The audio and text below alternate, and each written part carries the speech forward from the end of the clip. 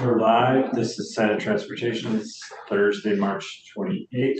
We are starting the day talking about railroads, and particularly the Barre Montpelier line that's owned by the state but leased, and we need to make some changes, updates to the lease, so we have chief of all railroads, Dan.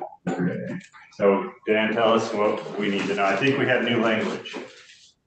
Yes, good morning. So for the record, Dan Delabriere, Rail and Aviation Bureau Director for VTrans. Yeah, there was some edits, and I think you guys received this morning some updated language that we think makes sense to make changes. And essentially, the quick overview is that from the last time we spoke, some more information. Obviously, whenever a railroad is asking to operate any railroad, whether it's Vermont or anywhere in the country, they have to go through the STB. And STB ultimately, the Surface Transportation Board ultimately is the one that grants them approval.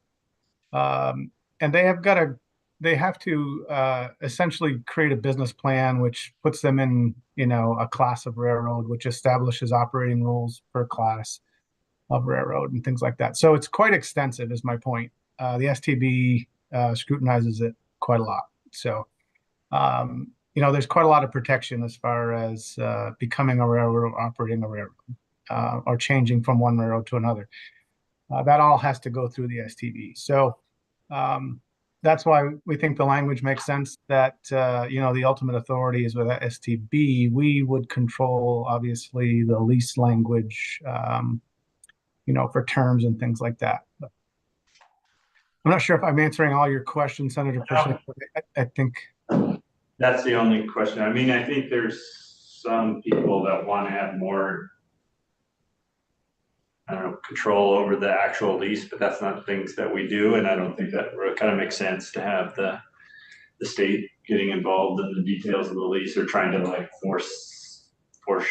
foresee what would be an issue in the lease or not. And I'm happy that we've gotten to the point where we can take out the basically maintenance subsidy of the line now that it's in better condition. So it could be that, and with all the aggregate that they're taking out of there, there might even be some money to be made by the state. A return on all that investment to improve the line that they're doing. Yeah, I agree. I mean, I think if you look at what it looked like when we bought it, and you look at what it looks like now, it's certainly a much better, safer railroad, and it's proving to be an economic driver for the big quarry up top. So it's great. So it's working. Yeah. So. And is the revenue sharing, I don't know if that's the right term, is that the part that was in before, is that basically going to be in the new lease, like once they hit a certain dollar amount, or? That's the idea.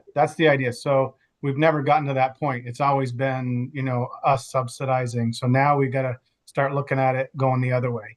At what point do they start, paying us like the other leases that we have? There's a threshold for when you get to a certain revenue, it generates this much income for the state. So that's the language that we're proposing to put in the new lease.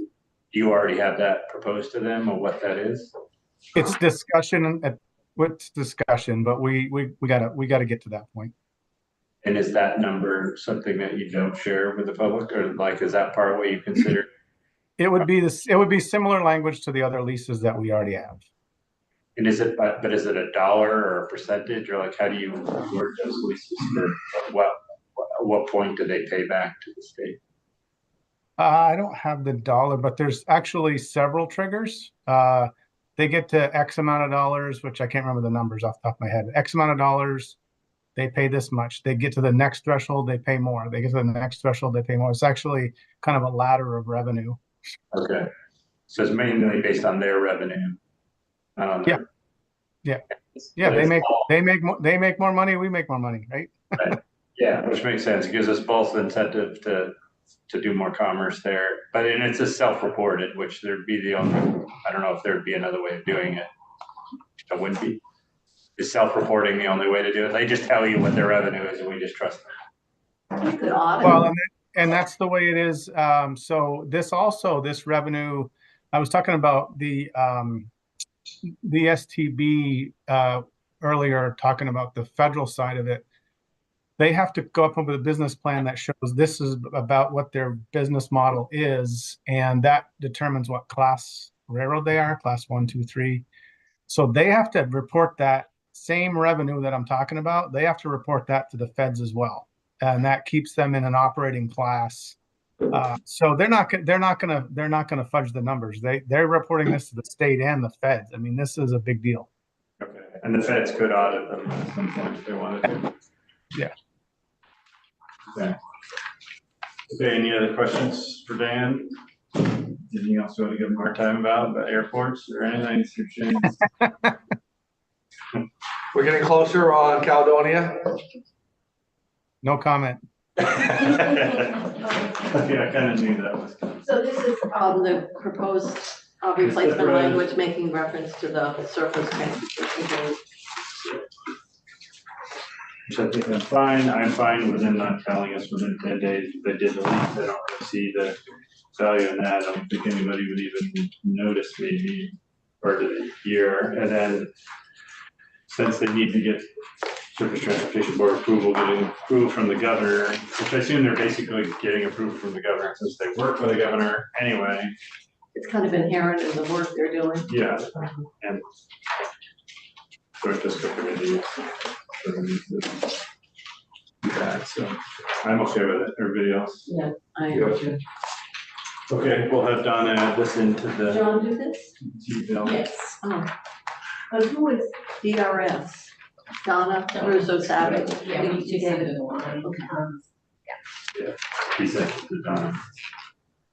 Okay, anything else, Dan, you want to tell us? No, I think it makes sense what we're doing here. So that's all. Yeah. You think the new lease would be like, is it on a fiscal year or calendar year or just whenever when does the current lease expire? It expires in June, so we gotta get going. Yeah.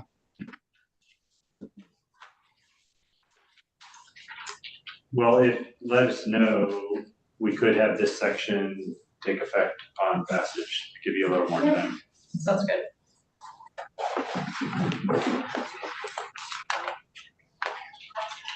All right. Okay, thanks, Dan. Thank you very much. Have a good day. Oh, now here's a hot topic. Hot topic, although it's not gonna be much of a topic, so the next topic is transportation building heating.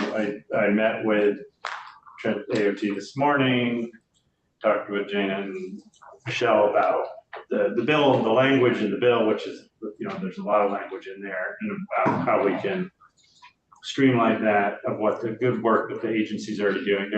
They're on board of trying to do this work, which I think is also something Senator Ingalls had said about the other bill about BGS.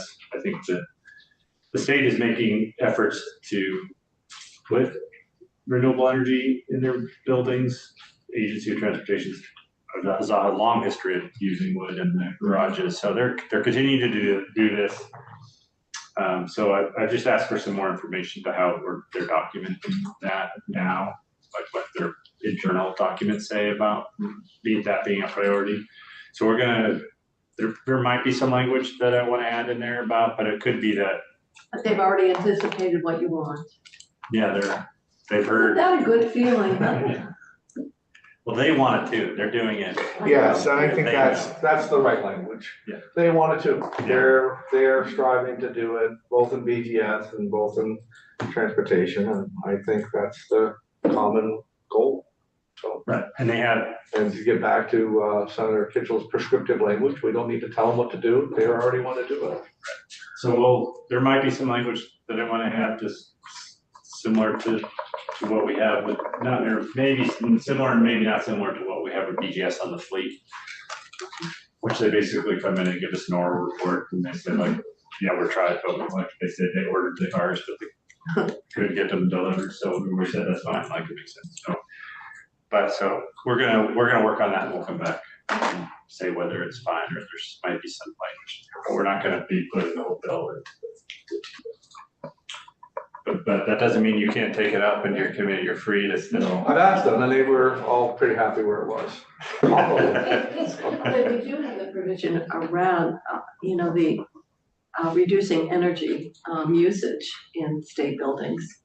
Yeah, that's what I wanted to look, and I was looking at it And that's been yesterday. in place, and they actually consult with municipalities on how to reduce. Right, they're helping municipalities as well. And then, see, there's the state energy management plan that all the agencies are supposed to update every 2 years. I didn't find the update, but so we're gonna look at the update, and we're gonna look at the internal documents. We're making progress. It's meaningful to hear your comments, because one thing I said earlier is I would hate for institutions to feel like we're taking a bill off your wall, but you're comfortable. No, I mean, I talked to, we've been very, very honest, we've had a great dialogue, I'm not at all. We did that in finance last year, and it caused all sorts of a hubbub. You did what? We You pulled- violated jurisdictional lines? Well, we took language on a bill that was in GovOps on a finance bill, and that didn't work out well. Then this year you took language out of the bill, I got it on. We did. Isn't that what finance does? I don't know, proceed at your own peril. Appropriation. We do it all the time, all the time. Yeah. Are we, Yeah, but- we're at break already? I think we're, Bryson, let Jana, you wanna say anything about this at all? Unless the committee has questions, Jana Morse, for the record, Director of Finance and Administration for AOT. Unless the committee has questions, I think we had a very positive dialogue on this, and I'm looking forward to reaching some amenable language that we really are working towards this goal. And as I shared with Senator Kirchhoff this morning, 26 of our 59 facilities are already had full replacements for the heating systems for outdoor wood boilers or heat pumps, just depending on what type of facility is. And we're looking at 3 more to be completed in calendar year 24. So In the St. Albans, the new building, one of the things I knew about these new buildings, like St. Albans, the central garage in Berlin would be another one yes, that they're already looking at renewable sources for this. it's in alignment with our BGS plans and, following their space plans and with the agency's goals as well. I mean, even when you look at the new building that just happened in Williston, the public safety building. I mean, they had to drill like a million wells. I mean, it wasn't a million wells, but it might as well have been. I mean, I think they drilled 70 or 80 wells just to have the geothermal. Yeah. I mean, so it's not like it's No, we did that down at the events home yeah. in Bennington as well. Yeah, so it's not like it's the least costly method. I mean, to do that, because the least costly method would be just to throw in an old propane boiler and go with it. Right. The upfront So- costs are substantial. Although down at the vets home, the groundwater was only like 8 feet down. Oh, well, that's. Some places you got. gotta have to go like 100 feet down. Yeah. That adds the cost. Okay, well, unless there's any other comments on that, We'll go offline. we'll go, we will adjourn, well, unless Donna can get here earlier, but, she's in the house. So I think that just gives us an extended break, but maybe check in Yeah, we 10, will. 15. We won't be very far away. No, We're I just- won't be. I'll be. You're around in the hallway, so if Donna can come a little early, then we'll start a little early. But if not, you have time to prepare your